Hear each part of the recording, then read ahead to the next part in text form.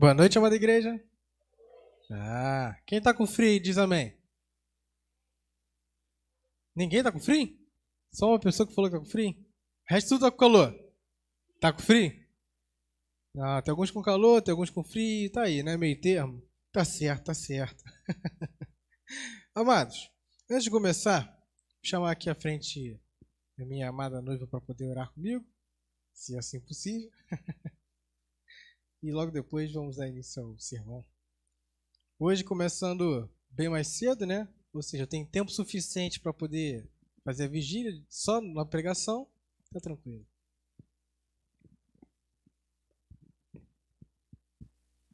Oremos. Deus, em nome de Jesus, quero te agradecer, Senhor, por todos que estão aqui. Queria te pedir agora especificamente pela vida do teu servo, que o Senhor esteja com ele, abençoando, guardando e protegendo, falando ao coração dele aquilo que o Senhor quer transmitir à igreja, Pai. Que a tua palavra possa tocar o coração de cada um que esteja ouvindo, que possamos ser testemunhos vivos, Senhor, da tua palavra, que possamos abençoar a vida de outras pessoas e ser luz aonde estivermos. Seja conosco esta noite, nos abençoando e nos guardando, em nome de Jesus. Amém. Bota para mim João 6. Isso, vamos lá. Vamos ler um pouquinho hoje, gente. Vamos lá, presta atenção. Ó. Então Jesus declarou: Eu sou o pão da vida. Aquele que vem a mim nunca terá fome. Aquele que crê em mim nunca terá sede. Mas como eu disse, vocês me viram, mas ainda não creem. Todo aquele que o Pai me der virá a mim, e quem vier a mim eu jamais rejeitarei.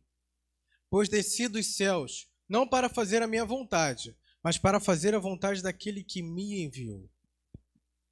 E esta é a vontade daquele que me enviou, que eu não perca nenhum dos que ele me deu, mas os ressuscite no último dia. Porque a vontade do meu Pai é que todo aquele que olhar para o Filho e nele crer tenha a vida eterna, e eu ressuscitarei no último dia. Amados, deixa eu fazer uma perguntinha. Enquanto isso, vai botando lá no em Romanos, por favor. Vocês já fizeram planos para a sua vida? Levanta a mão quem já fez aqui. Muito bom. Pelo menos um plano vocês já fizeram na vida, né? Teve algum plano que vocês fizeram na vida que deu errado? Já levanta a mão quem aqui deu. Levanta as duas que deu mais. O meu quase todos deram errado. Então, mas vamos lá, continuando. Vamos dizer que... Vamos lá. Foi só que o plano que a gente fez deu errado. Plano errado. Vamos lá. Vocês perceberam que vocês planejaram, deram errado. Vocês acham que vocês são um bom planejador? Não. Vocês planejam as coisas muito bem? Não. Vocês estão bem, hein? Precisam fazer um curso de coach. Tem um coach legal na internet, um montão de coisa que eles ensinam a fazer um planejamento muito bom. Muitas vezes dá errado, mas o cara está ensinando a fazer um planejamento. Vocês acham que Deus planeja igual a vocês? Não? Não é planejamento? Por que seria diferente? Me respondam, por que seria o planejamento dele diferente de vocês? Ele é perfeito, essa é a palavra que eu queria escutar. Acabou. Era isso mesmo, ele é perfeito. Se ele é perfeito, tudo que ele faz é perfeito. Tudo que ele cria é? Tudo que ele planeja é? Muito bom. Eu acho que o título do sermão de hoje tinha que ser esse. Perfeição, porque tudo que Deus planeja é perfeito. Vamos lá. Romanos 8, 18 a 27. Primeiro a gente vai ler, depois a gente vai comentar.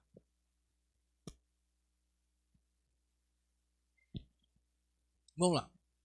Considero que os nossos sofrimentos atuais não podem ser comparados com a glória que em nós será revelada.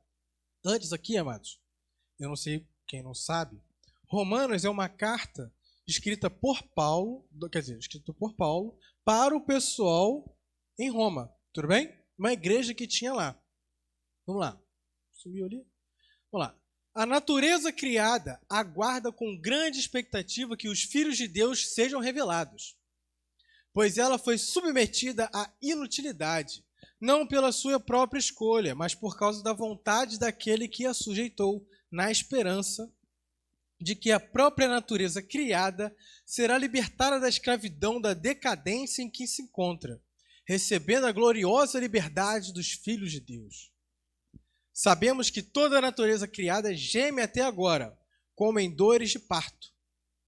E não só isso, mas nós mesmos que temos os primeiros frutos do Espírito, gememos interiormente, esperando ansiosamente nossa adoção como filhos, a redenção do nosso corpo.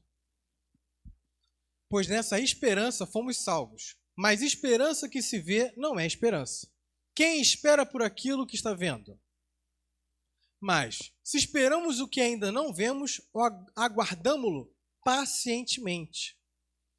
Da mesma forma, o Espírito nos ajuda em nossa fraqueza, pois não sabemos como orar, mas o Espírito intercede por nós com os gemidos inexprimíveis. E aquele que sonda os corações conhece a intenção do Espírito, porque o Espírito intercede pelos santos de acordo com a vontade de Deus. Bom, antes de dar início a comentários e tudo mais, eu gostaria de chamar uma pessoa aqui para me ajudar, só num exemplo só. Tiadel, pode vir aqui me ajudar rapidinho? Tiadel, vou te fazer algumas perguntas bobas. Aí eu quero que você responda com sinceridade. Sim. Você teve filhos? Sim. Tá bom. Você teve esses filhos de parto normal ou cesariana? Normal. Normal, beleza. Durante a sua gestação, você teve enjoo? Não. Não. Eu não. Você não. Beleza, tudo bem. Você teve dores durante a gestação? Aquelas que o garoto chuta, fica sem respirar? Nada? Não. Foi tranquilo, os moleques Tranquilo. eram na paz. Na paz. Na paz. Ótimo, tudo bem. E durante o parto, você sentiu dor? Muita. Muita dor? Muita. A dor igual de chutar a quininha das coisas com o dedinho do pé? Não dá para mensurar, não. Não dá para mensurar? Não. Tá bom. Mas olha só, a sua dor no final, parou ou continuou a dor? Continua, depois que nasceu, acabou. Acabou. Quando acabou, você ficou feliz ou triste? Feliz. Por quê? Por causa da dor ou por causa do filho que nasceu? Por causa do filho que nasceu. Por causa do filho, nem por causa da dor. Depois que o filho nasceu, você lembrava da dor ou esqueceu da dor? A gente esquece da dor. Esquece da dor na hora, né? Ou seja, você ficou feliz na hora que você pegou seu filho. Com certeza. Era uma das suas maiores felicidades naquele momento. Com certeza. Tá bom. Se eu te perguntasse assim, se você tivesse que passar por essa dor de novo para ter o filho, você aceitaria de novo para ter o mesmo filho? Passaria. Ué, mas não doeu pra caramba? Doeu, mas o filho é uma bênção. O filho vai acima disso tudo. É. Tá certo. Uma salva de palmas para nossa pra ela. Bom, olha só. Vimos aqui que, independente da dor que ela teve, ela ficou feliz no final. Por quê? Porque era um filho, ela mesma falou, não, o filho supera isso tudo. Um filho está acima de qualquer dor que eu possa sentir. É meu filho. Pronto, acabou. Ela não trocaria em nenhum momento deixar de o filho nascer para parar de sentir dor. Ela mesma acabou de falar. Ah, mas o que isso tem a ver? A gente vai conversando com o passar do tempo que a gente foi lendo o texto. Bota para mim aí de novo no versículo 18, por favor.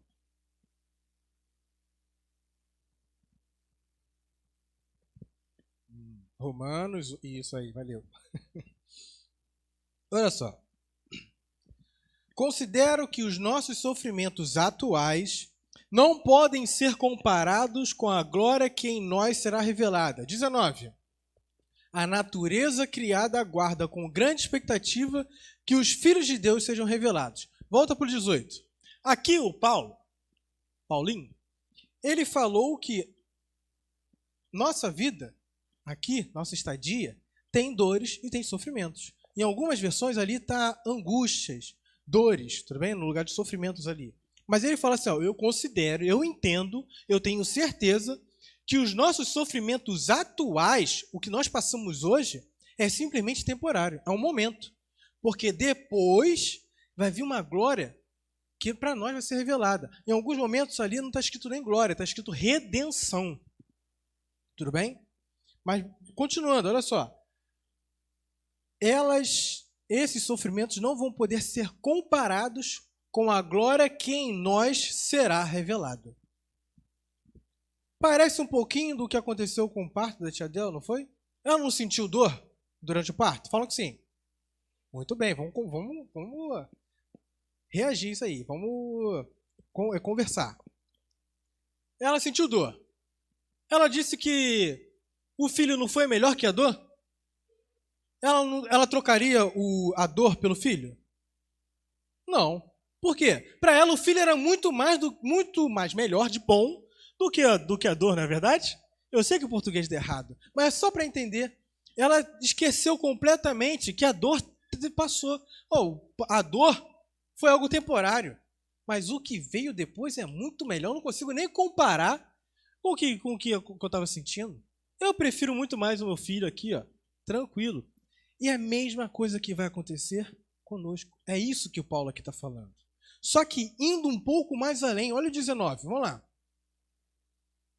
19. A natureza criada aguarda com grande expectativa. Em algumas versões está falando assim, anseia com grande expectativa que os filhos de Deus sejam revelados. Isso quer dizer o quê? Que a natureza, no momento que nós formos glorificados, no momento que nós formos redimidos, a natureza também vai ser redimida e glorificada. Ela vai conseguir ser libertada no momento em que os filhos de Deus serão revelados. Mas, peraí, os filhos de Deus serão revelados em que momento? No final dos tempos. É o que a gente acredita. Ou no final da sua morte, o dia D, dia do Senhor. Vai depender do que você realmente acredita. Mas uma coisa aqui, está escrito ali, que é os filhos de Deus. Já ouviram falar aquele provérbio popular, que todo mundo é filho de Deus? Já ouviu falar disso? Já? Mas vou te falar uma coisa. Nem todos são filhos de Deus. Todos são criaturas de Deus. Agora, filhos, só aquele que aceitou o Filho de Deus, que é Jesus. Aqueles versículos lá iniciais que a gente leu. Aqueles que o Pai me enviar, eu não rejeitarei. E aqueles que me aceitarem, eu os ressuscitarei no final dos tempos, nos últimos dias. E é exatamente sobre isso aqui. Em outras palavras, eu no final dos tempos farei com que essas pessoas que me aceitaram, que chegaram até mim, serão glorificados. Então toda a dor que essas pessoas passaram a vida inteira, vão esquecer completamente a partir do momento que chegar a glorificação deles. E a mesma coisa acontecerá com a natureza. A natureza aqui, amados, não necessariamente é só aquilo que nós podemos enxergar. Pode ser toda a criação. Tá bom? Vamos lá. Continuando. 20 e 21, por favor.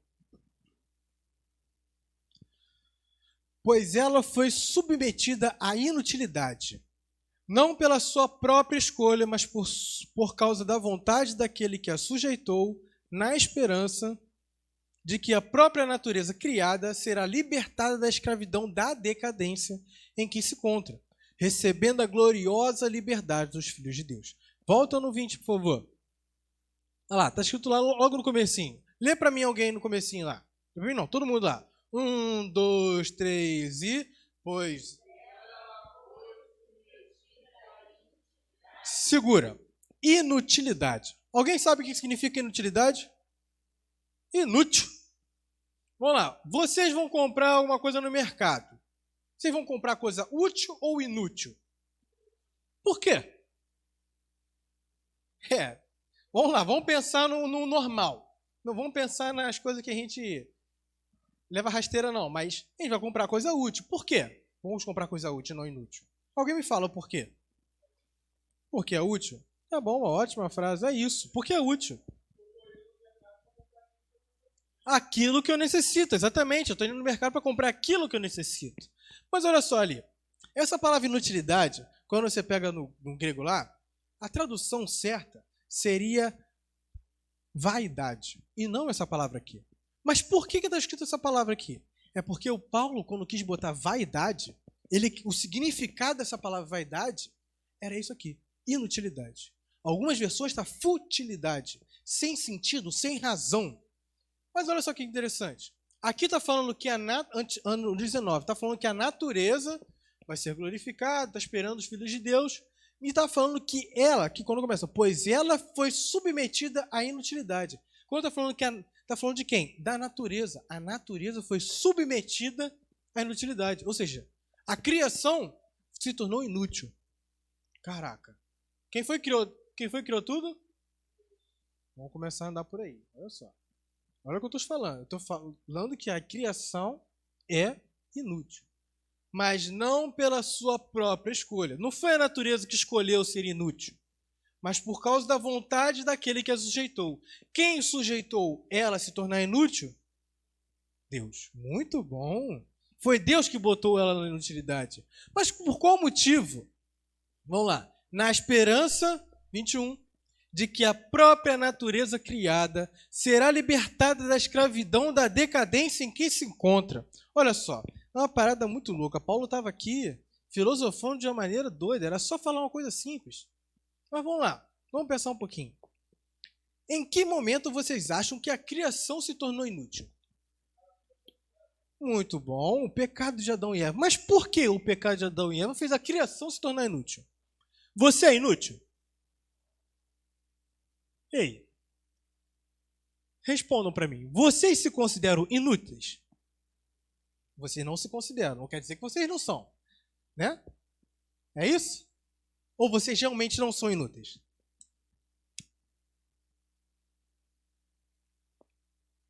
Falou bonito, Tia Del. Muito bom, Tia Del. Não tira o versículo para mim, não. Deixa ali para mim, por favor. Não tira, não. Isso, olha só. Assim como o Renato falou, a partir do momento em que o Adão, lá bonitão, fez a besteira de falhar, errar, lá no Éden, ele fez com que a criação toda se afastasse de Deus. Lembra que logo no comecinho do sermão, eu te perguntei para vocês, Deus não é perfeito? A criação dele é o quê?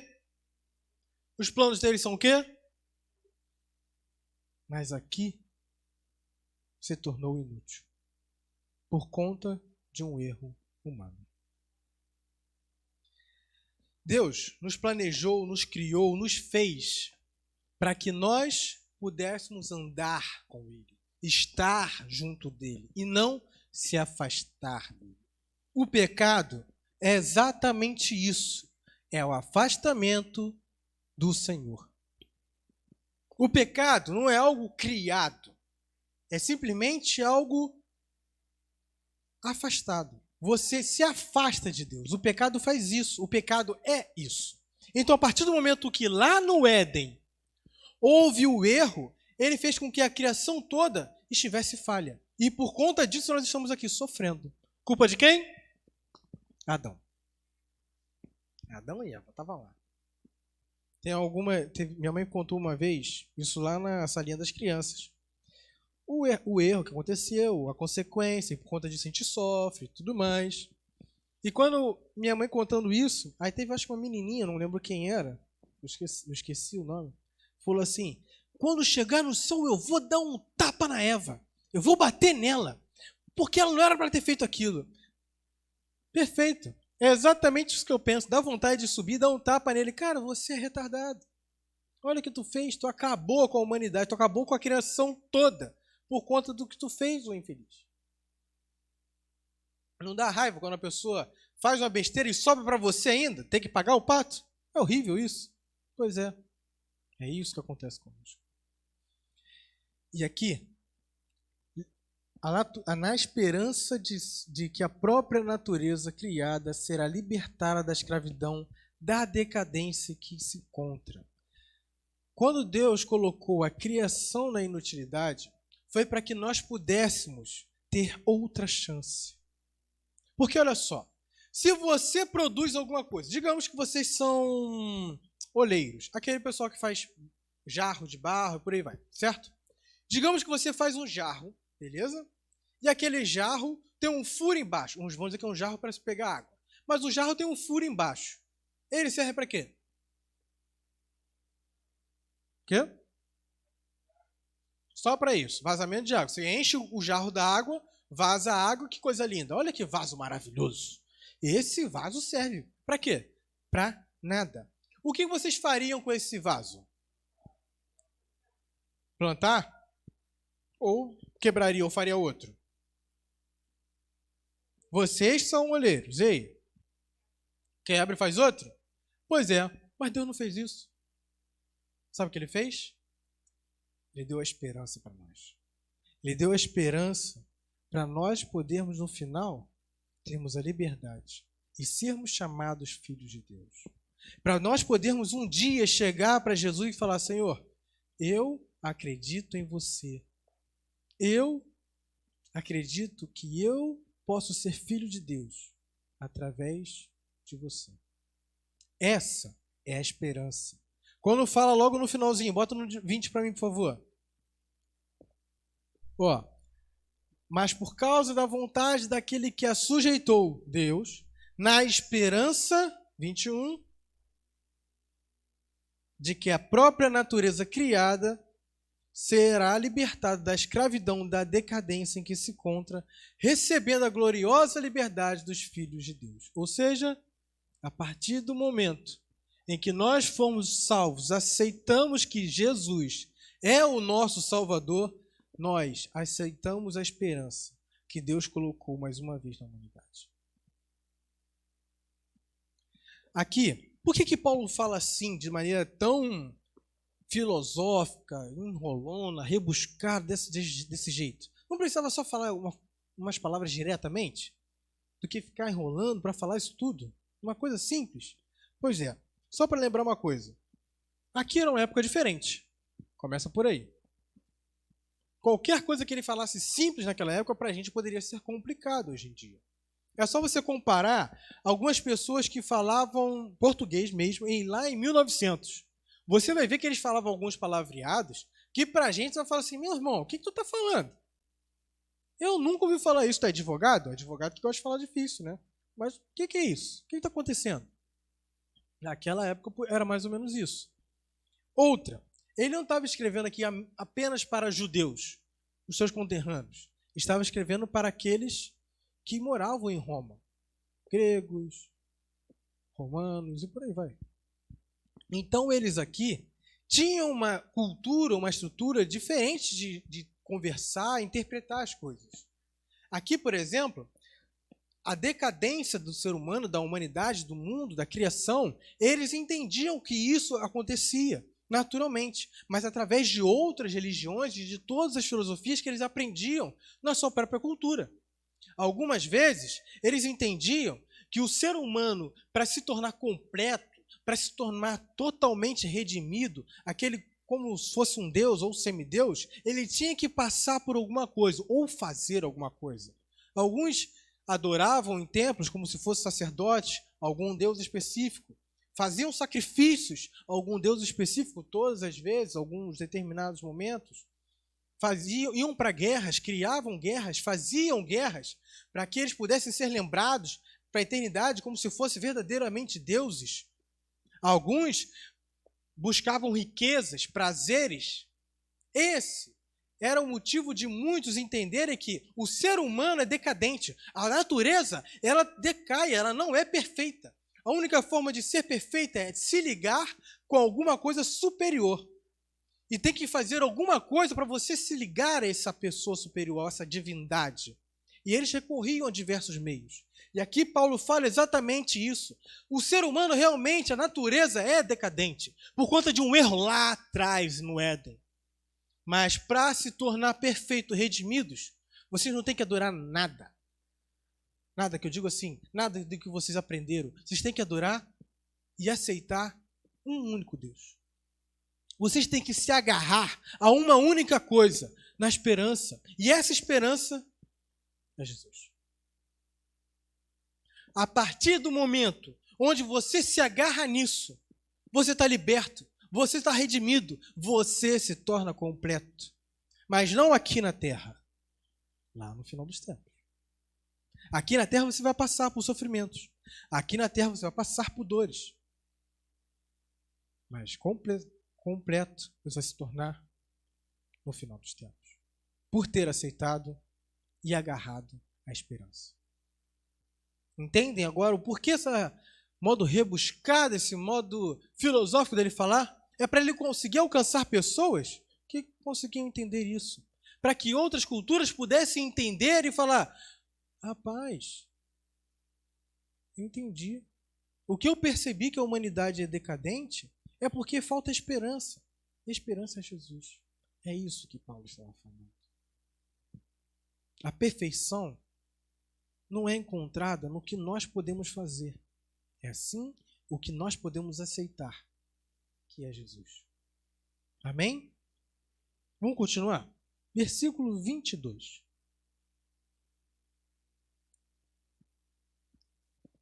Vamos lá. Sabemos que toda a natureza criada geme até agora, como em dores de parto. Segurei. Em algumas versões, está falando que essa parte assim, sabemos que toda a natureza criada geme e supera até os dias de hoje. Tudo bem? Continuando. E não só isso, mas nós mesmos, que temos os primeiros frutos do Espírito, gememos interiormente, esperando ansiosamente nossa adoção como filhos, a redenção do nosso corpo. Não, pode botar no 22. Isso. Lembra no comecinho que eu falei? Lá no versículo 18 e 19, que a natureza anseia, tem desejos de os filhos de Deus sejam glorificados. Para que ela também seja glorificada. Não tinha isso no comecinho? Pois é. Aqui é na mesma ideia.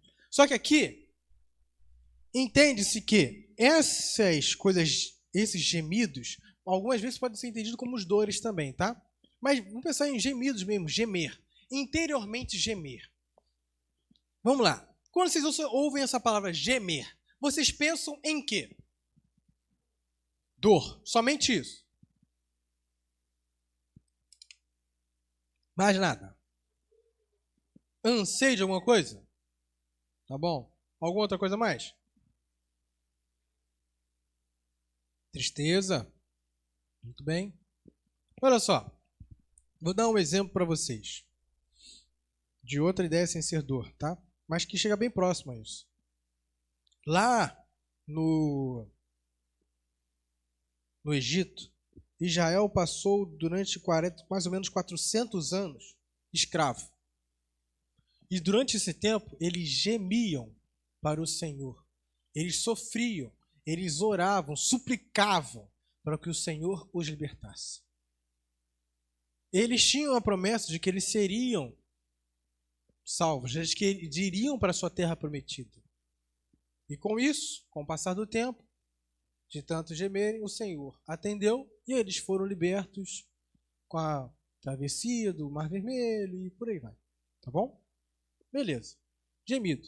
Foi mais ou menos ali uma súplica, uma dor, mas só que um pouco diferente do que nós entendemos como dor, certo? Aqui é mais ou menos a mesma coisa. Só que eu vou pedir para que abra em 2 Coríntios, abre lá para mim, 2 Coríntios 5, de 2 a 5.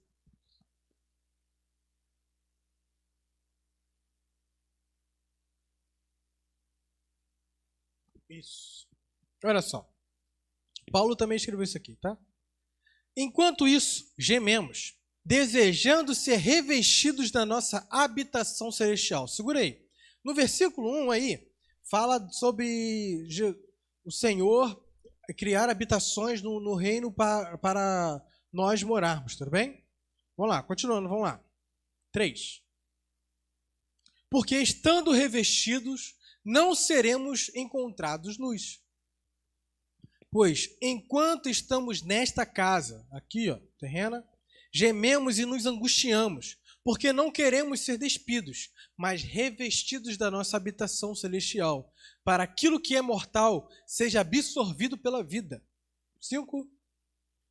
Foi Deus que nos preparou para esse propósito, dando-nos o Espírito como garantia do que está por vir. Pode voltar lá, por favor, em Romanos.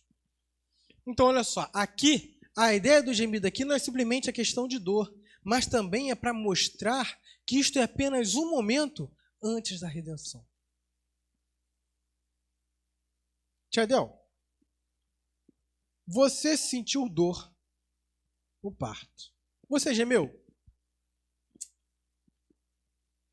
Isso passou quando seu filho nasceu, não foi? É a mesma coisa como se fosse aqui. Quando fala que a natureza geme como se fosse dores do parto, é exatamente isso. A natureza não está gemendo só simplesmente porque está sentindo dor, mas porque ela está ansiando, ela está desejando com todas as suas forças que isso passe para que ela possa receber a sua recompensa. E a sua recompensa é a sua liberdade. A mesma coisa quando fala aqui, nós temos os primeiros frutos e gememos interiormente, esperando ansiosamente a nossa adoção como filhos, para que nós possamos morar no céu, junto com o nosso Pai. Ou seja, a natureza, a criação toda, fica ansiosa a partir do momento em que entende que o nosso lugar não é aqui. Quando entende que nós estamos em decadência, nós estamos cada vez para afundar, não estamos nos erguendo, não estamos levantando. A humanidade por si só se afasta cada vez mais de Deus. Quando entendemos isso e aceitamos a esperança que Deus nos deu, nós nos reaproximamos de Deus. E vai contra tudo que a humanidade, a criação, foi destinada a acontecer com ela. E com isso nós sofremos. Por quê? Aquilo que acontece ao nosso redor não é aquilo que nós desejamos. Quem aqui gosta de sofrer? Levanta a mão. Quem aqui gosta de sentir dor? Levanta a mão. Mas se vocês souberem que se você levar uma agulhada, que dói bastante, dói muito, como se fosse uma dor de parto, e logo depois você nunca mais sentiria dor, vocês tomariam essa agulhada? Na hora? Pois é. É mais ou menos isso. Essa agulhada é como se fosse a nossa vida aqui terrena. Nós passaremos por isso por um momento. Um momento disso? Não sei. Porém, esse é o momento que Deus fala, que o Paulo fala. É passageiro. Ali também fala que nós temos os primeiros frutos do Espírito. Isso está falando de nós. Nós somos os primeiros frutos do Espírito. E alguns estudiosos remetem essa partezinha do texto dizendo o seguinte, que ele remeteu à questão das festas que tinham do pessoal judeu, que é as festas das primícias, as festas de tudo que é coletado primeiro e entregue a Deus. É mais ou menos isso. Se nós somos as primícias, nós seremos entregue primeiramente a Deus e a mais ninguém. E é no tempo correto, não é no nosso tempo. Não é no tempo que você acha que deve ser. Não é no tempo que o seu irmão acha que deve ser. Que a sua mãe, seu pai, ou não importa quem esteja do lado, acha que deva ser. Vai ser no tempo de Deus. Porque o plano dele é o quê? Perfeito.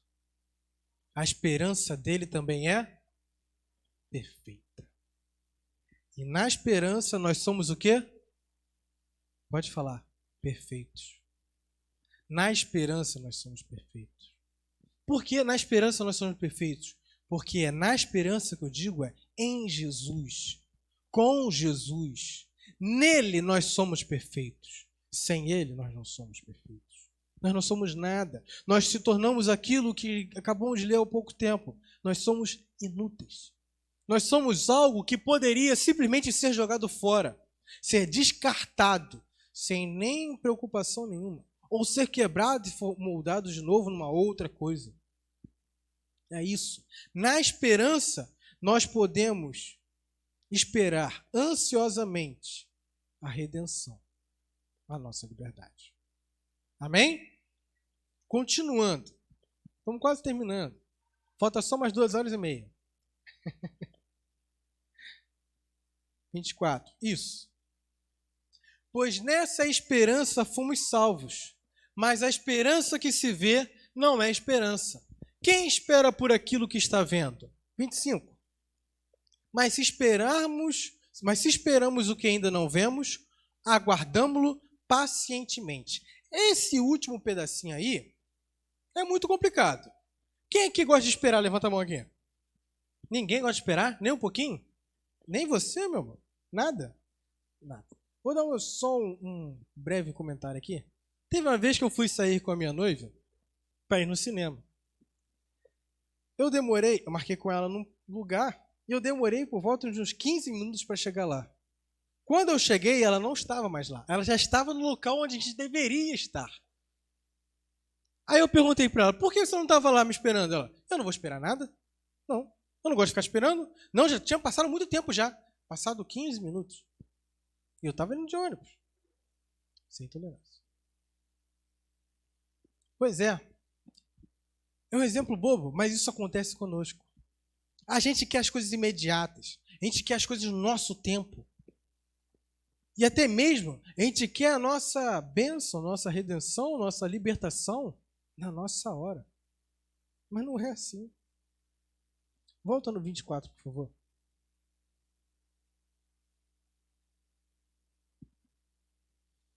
Como falado, pois nessa esperança fomos salvos.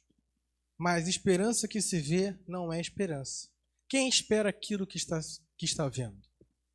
Se você está vendo alguma coisa, você não vai esperar aquilo. Você vai até aquilo. Por exemplo, se você está vendo que o ônibus está lá no ponto de ônibus parado, você vai esperar ele passar até você para você fazer o ponto ou você vai até ele? Vai até ele? Por quê? Porque ele vai embora? Alguns já até param se fizer o sinalzinho. Mas você quis esperar? Não, vocês mesmos falaram que não gostam de esperar nada. Pois é, aqui é relacionado à fé. Você só pode ter esperança, por favor, volta, 24. Você só pode ter esperança quando você tem fé. Você só pode adquirir a esperança quando você tem fé. Não tem como você acreditar em Jesus, crer que Ele é o Filho de Deus, se você não tiver fé. E isso, amados, não é fácil. Sabe por quê? Vou dar um exemplo de falta de fé de quem andava com Jesus o tempo todo. Já ouviram falar de Tomé? Já? Preciso ver para crer? Já viu isso? Lembra disso aí? Pois é, Tomé não acreditou que Jesus tinha ressuscitado. Ele falou, impossível, não tem como. Só vendo para eu ter certeza disso. O que aconteceu? Jesus fez o quê? Apareceu na frente dele. Falando, ó, ressuscitei. E agora, vai acreditar? Tomé teve que acreditar. Pois é, Tomé não teve fé naquele momento.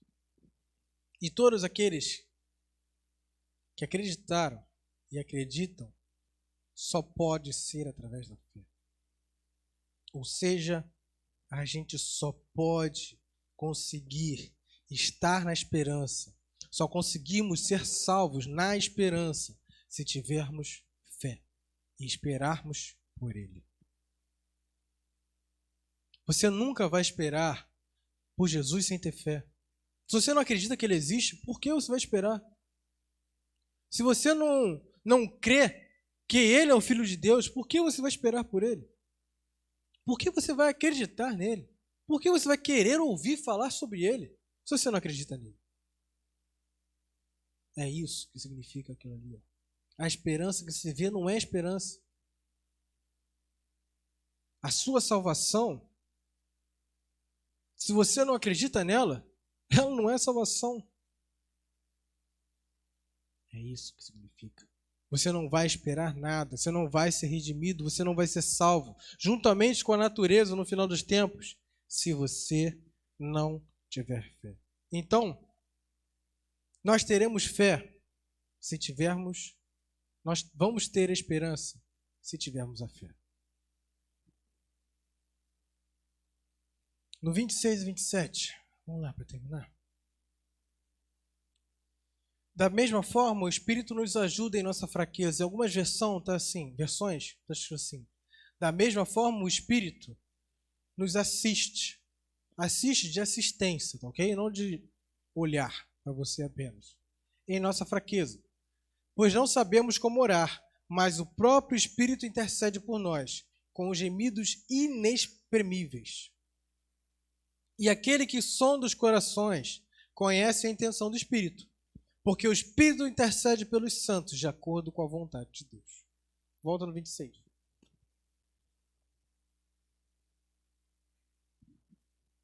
Como vocês falaram, vocês são bons planejadores? Não. Muitas das vezes que a gente planeja as coisas dá errado, não é verdade? Pois é.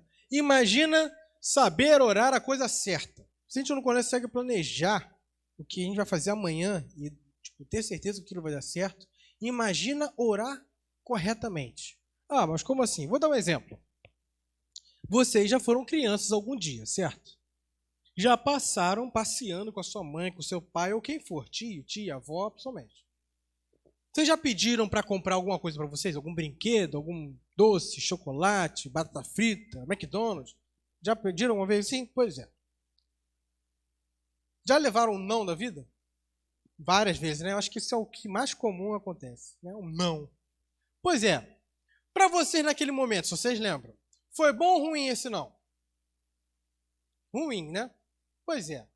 Mas hoje em dia, teve algum não que vocês sabem hoje em dia que foi bom ela ter falado não? Pois é. A mesma coisa somos nós pedindo para Deus.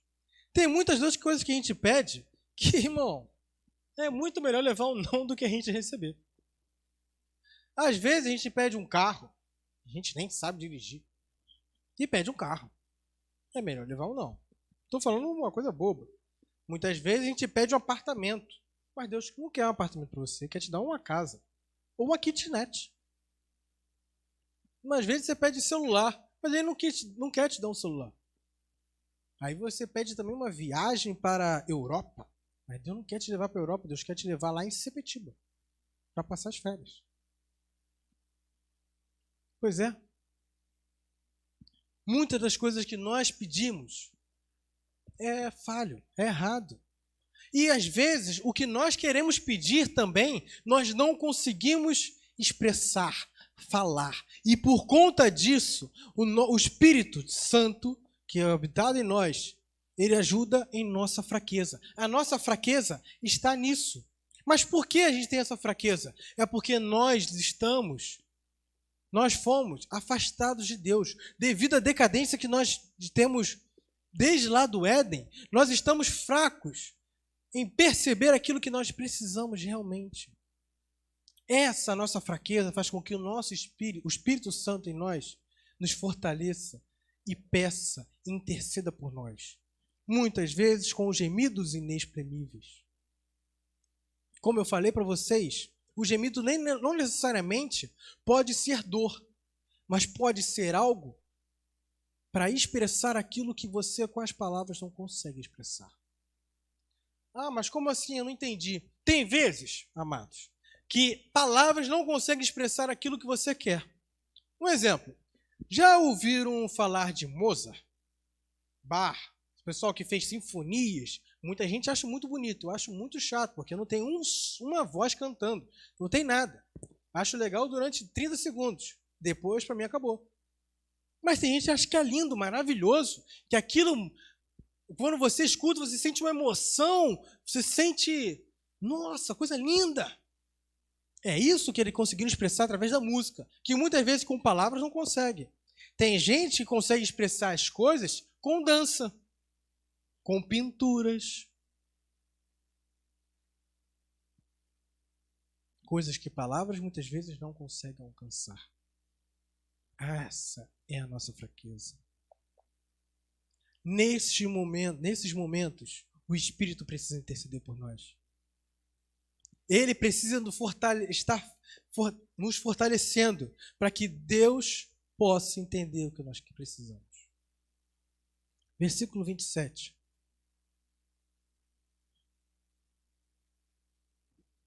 Por conta do Espírito, aquele que sonda os corações conhece a intenção do Espírito.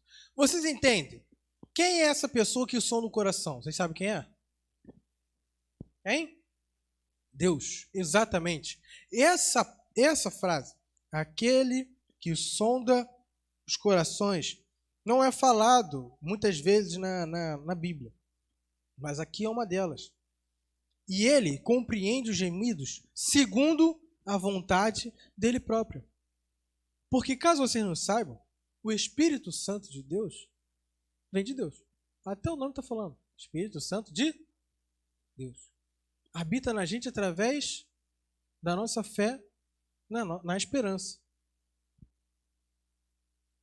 Só com fé na esperança nós podemos ser compreendidos por Deus. Melhor dizendo, Deus compreende o que Ele quiser, obviamente, tudo. Mas só com isso nós podemos nos comunicar com Deus. Através do Espírito que intercede por nós. Esse texto que eu li, pode ser usado para, muitas vezes, para pessoas que ainda não aceitaram a Cristo. Mas serve para nós também que já aceitamos a Cristo. Que estamos na esperança.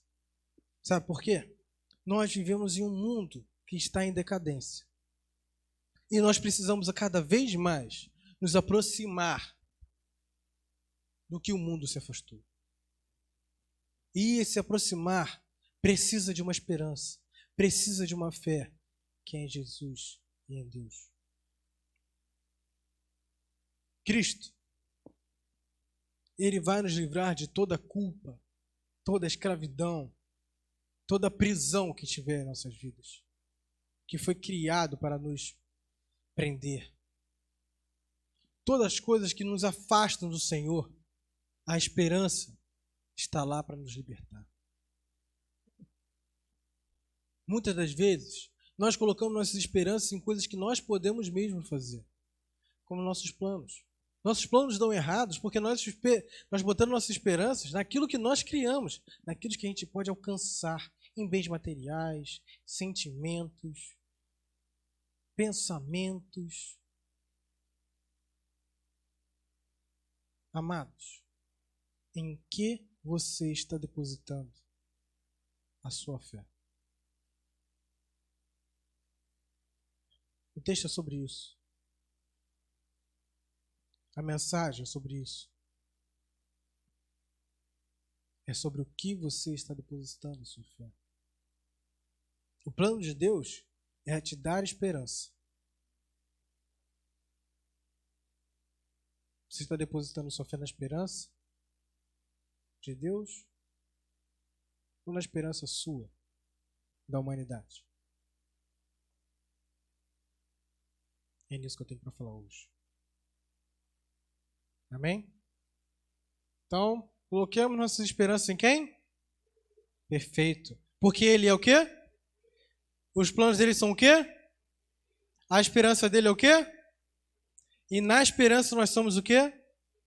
Amém?